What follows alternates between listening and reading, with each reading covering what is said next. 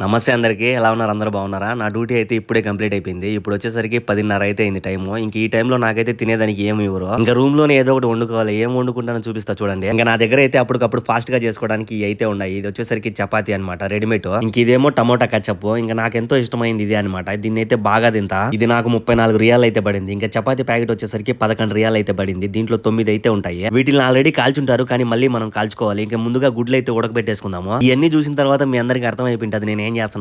Egg role అయితే చేస్తున్నా. చాలా బాగుంటది. ఈ విధంగా చేసుకోండి మీరు కూడా. ఇంకా చపాతీని అయితే ఆ పక్క ఈ పక్క కాల్చేసి ముందుగా మనం ఉడకబెట్టిన గుడ్డుని అయితే తీసుకొని మధ్యలో అయితే పెట్టేసి కట్ చేయాలి. కట్ చేసి సమానంగా చపాతీ మొత్తం సరిపోయేటట్టు పెట్టుకోవాలి. లేకపోతే మనం ఒకరోజు చపాతీ నవిలినప్పుడు గుడ్డు తగలకపోతే టేస్ట్ అసలు బాగుండదు. ఇక నేనైతే ఎక్స్ట్రాగా ఒక ఎరగడ్డ అయితే కట్ చేసి వేసుకున్నా. మీకు నచ్చితే వేసుకోండి, లేదంటే లేదు. చూసినారుగా ఎంతో సింపుల్ గా అయితే నేనైతే ఎగ్ రోల్ అయితే చేసుకున్నా. వీటిల్లో మనం ఏం చేసింది ఏమీ లేదు. ఉడకబెట్టినా ఒక చపాతీ అయితే కాల్చుకున్నా, ఎరగడ్డ అయితే కట్ చేసుకున్నా, చుట్టేసాను. నిజంగా చెప్తున్నా, సింపుల్ గా చేసినా కూడా టేస్ట్ అయితే చాలా బాగుంటది. మీరు కూడా ట్రై చేయండి.